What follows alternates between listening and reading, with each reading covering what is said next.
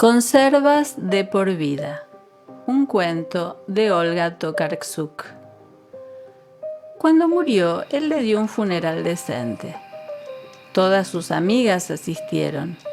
Espantosas ancianas, con boinas y abrigos de invierno, con capuchas de piel de nutria que olían a bolas de naftalina, de las que asomaban sus cabezas como largos y pálidos tumores.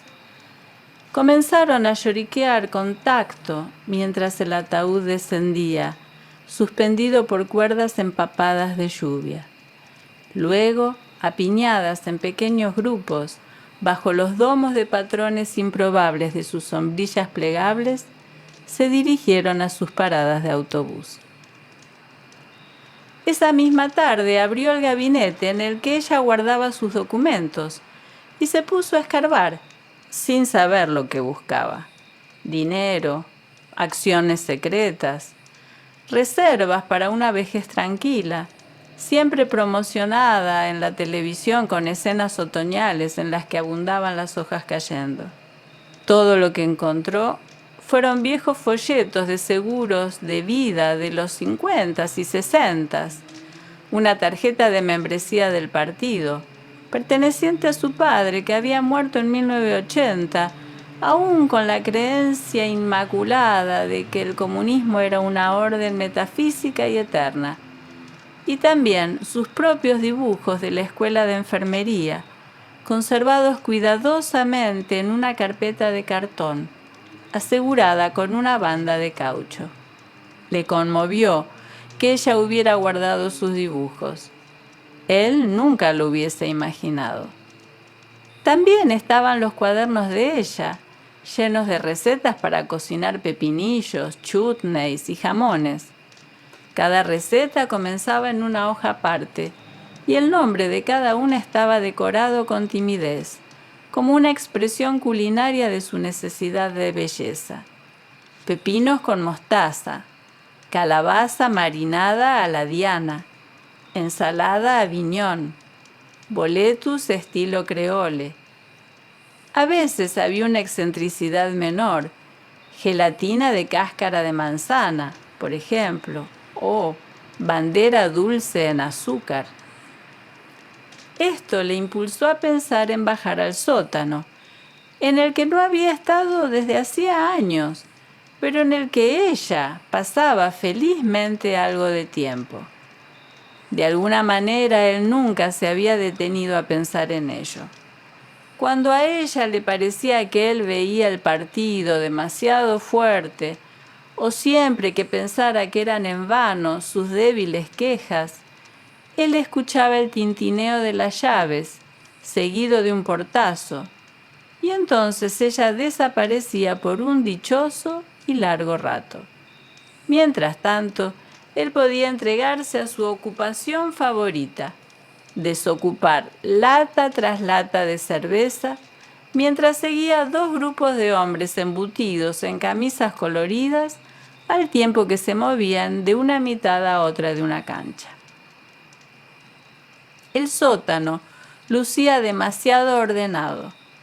Allí yacía una pequeña y desgastada alfombra que él recordaba de su infancia definitivamente. También un sillón de felpa, con una frazada tejida cuidadosamente puesta encima. Había además una lámpara de noche y unos cuantos libros que habían sido leídos hasta romperse. Pero lo que más lo impresionó fueron los estantes llenos de delicados frascos de conservas. Cada uno estaba guarnecido con una etiqueta adhesiva en la que los nombres de las recetas volvían a aparecer. Pepinillos en marinar Astasia, 1999. Aperitivo de pimiento rojo, 2003. Destilado de señora Z. Algunos de los nombres sonaban misteriosos. Judías verdes apertizadas. No hubiese podido decir lo que significaba apertizadas, aunque su vida dependiera de ello. Pero la visión de pálidos hongos o pimientos rojos sangre saturando un largo frasco reavivaba su deseo de vivir. Escaneó la colección de conservas, pero no pudo encontrar ninguna carpeta llena de documentos tras los frascos o algún fajo de billetes. Parecía que ella no le había dejado nada. Expandió su espacio vital hasta el cuarto de ella, donde ahora arrojaba su ropa sucia y guardaba sus latas de cerveza. De vez en cuando subía una caja de conservas, abría los frascos con un solo giro de muñeca y extraía lo que contenían con un tenedor. Cerveza y nueces combinadas con pimiento marinado o pepinillos diminutos que resultaban tan deliciosos como tiernos bebés. Se sentaba frente a la televisión a contemplar su nuevo estilo de vida, su nueva libertad, y se sintió como si acabara de terminar sus últimos exámenes escolares, como si el mundo entero se abriera ante él, como si una nueva y mejor vida fuese a comenzar. Ya tenía cierta edad. El año anterior había superado los 40, pero se sentía joven, como un recién graduado de la escuela. Y a pesar de que el dinero de la última pensión de su madre se estaba acabando gradualmente, él todavía tenía tiempo para tomar las decisiones correctas, y mientras tanto podía comer despacio lo que ella le había dejado a modo de legado. A lo sumo tendría que comprar algo de pan y mantequilla, y cerveza. Luego quizá decidiría realmente conseguir un trabajo, algo en lo que ella había insistido durante los últimos 20 años. Podía presentarse para intercambio laboral, donde seguramente podían encontrar algo para un cuarentón graduado de secundaria como él. Inclusive podía usar el vestido claro que ella había dejado planchado y colgado en el guardarropa, junto con una camisa azul que hacía juego, para que fuera a la ciudad, mientras no hubiese un partido en la televisión. Y sin embargo, extrañaba el sonido de sus pantuflas resumando cerca.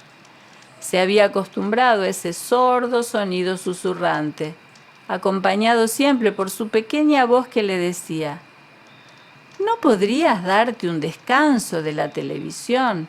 ¿No podrías encontrarte con amigos? ¿No podrías conocer una chica? ¿Pretendes pasar el resto de tu vida de esta manera?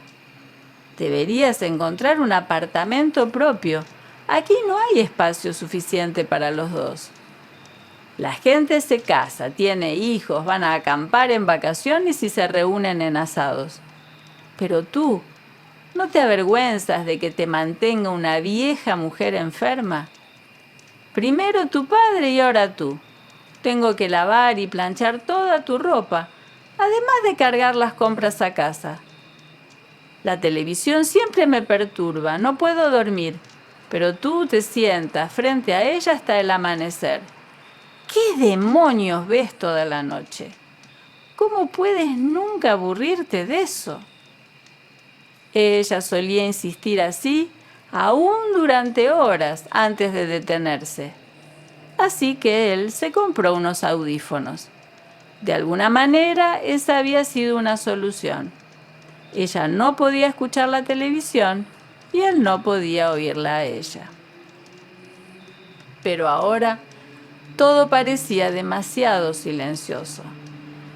El cuarto, que alguna vez había sido ordenado, pulcro, y había estado lleno de mantelitos bordados y vitrinas, se había escondido bajo pilas de cajas de cartón que comenzaban a llenarse de un extraño olor, como de hojas enmohecidas, yeso relamido por la lengua de los hongos y espacio cerrado, que sin ninguna ventilación comenzaba a fermentarse.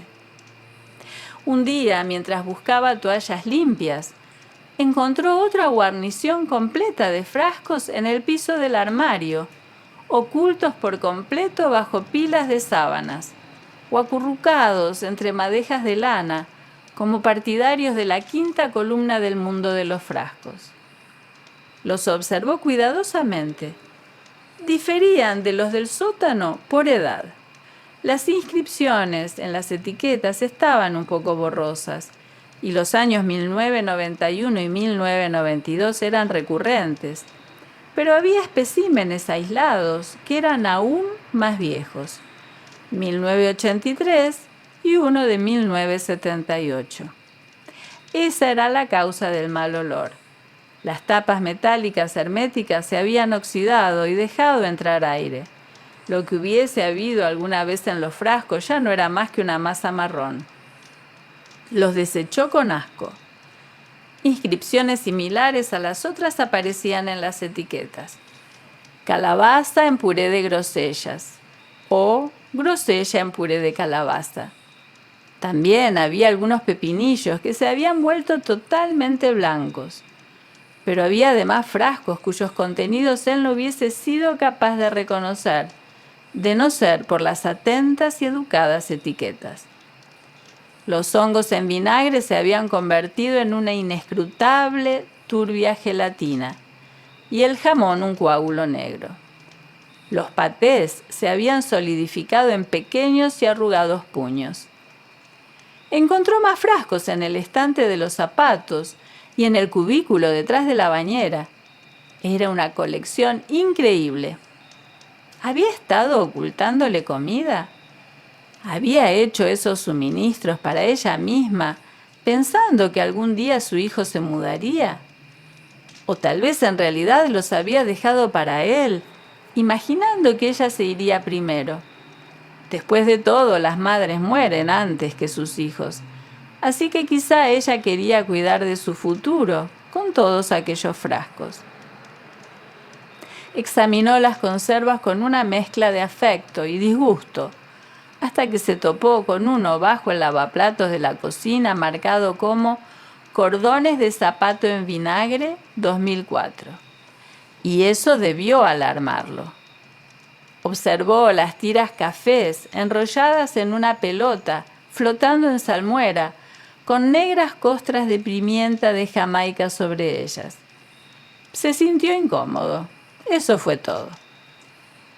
Cuando él se quitaba los audífonos y se dirigía al baño, ella salía de la cocina, donde había estado esperándolo, arrastrando los pies para cortarle el paso. Todos los polluelos dejan el nido. Es el orden natural. Los padres merecen un descanso. Esa ley aplica para toda la naturaleza. Así que, ¿por qué sigues molestándome?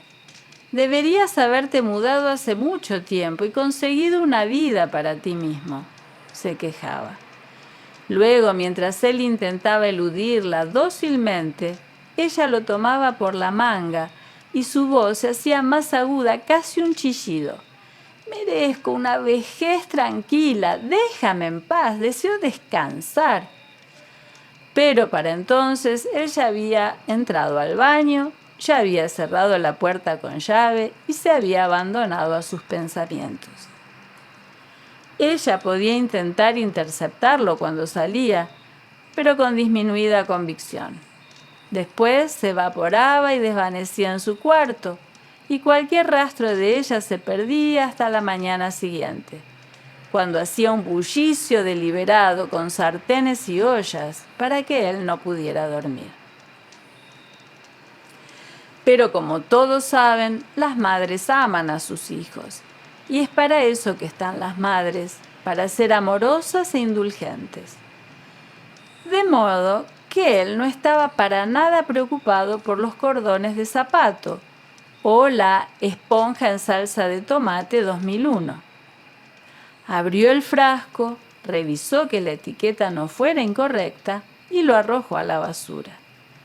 No obstante, estaba encontrando algunas verdaderas delicias. Uno de los últimos frascos de los estantes superiores en el sótano contenía una deliciosa pezuña de cerdo, o las picantes y condimentadas remolachas bebés que encontró detrás de la cortina de su cuarto. Al cabo de 2 días se había comido 2 frascos enteros. Como postre sacaba de uno de los frascos un poco de jalea de membrillo con el dedo. Para el partido entre Polonia e Inglaterra, se abasteció con una caja completa de conservas del sótano y la rodeó con una batería de latas de cervezas. Buscó en la caja al azar, engullendo las conservas sin mirar lo que comía. Un pequeño frasco le llamó la atención porque ella había cometido un gracioso error. Champiñones en suicidios, 2005. Usó un tenedor para extraer los blancos trozos que se deslizaron por su garganta como si estuvieran vivos. Se anotaron algunos goles, así que no se dio cuenta en qué momento acabó con todo. Cuando tuvo que ir al baño esa noche, pensó que ella estaba ahí, en pie, quejándose con su insoportable voz filosa, pero recordó que de hecho estaba muerta. Estuvo vomitando hasta la mañana, pero no fue de mucha ayuda. En el hospital quisieron darle un trasplante de hígado, pero no pudieron encontrar un donante. Así que sin llegar a recobrar nunca la conciencia, murió unos días después. Surgieron algunos problemas, porque no había nadie que recogiera el cuerpo de la morgue o se encargara del funeral. Finalmente, las amigas de su madre vinieron a reclamarlo, esas ancianas horrendas con boinas, con sus sombrillas de absurdos patrones sobre la tumba abierta, llevaron a cabo para él sus patéticos ritos funerarios. Olga Tokarczuk nació el 29 de enero de 1962 al oeste de Polonia. Pasó sus primeros 10 años en Klenica y posteriormente se mudó con su familia a Kielce. Graduada en psicología por la Universidad de Varsovia en 1985, durante sus estudios trabajó como voluntaria en la atención de enfermos mentales. Entró en la literatura con timidez. En 1979 publicó sus primeros cuentos en la revista juvenil No Preslag bajo el seudónimo de Natasha Borodin. Su primer libro, El viaje de los hombres del libro, vio la luz en 1993, pero su mayor éxito y reconocimiento llegó en 1996 con la saga familiar Un lugar llamado antaño. Tras la popularidad de sus novelas, siendo una escritora reconocida, decidió mudarse a Nowa Ruda, una ciudad pequeña en el sudoeste de Polonia, cerca de la frontera con la República Checa, al borde de la cordillera central de los Sudetes. Allí escribió libros de relatos, El ropero, Concierto de varios tambores y Casa diurna, casa nocturna. 2 de estos relatos de este libro fueron adaptados al cine. Escribió también un libro de ensayos y novelas, el género que más trabajó.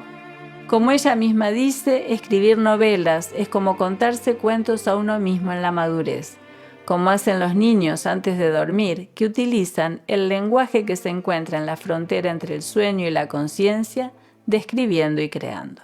Desde el año 2008 imparte clases de escritura creativa en la Universidad de Opol.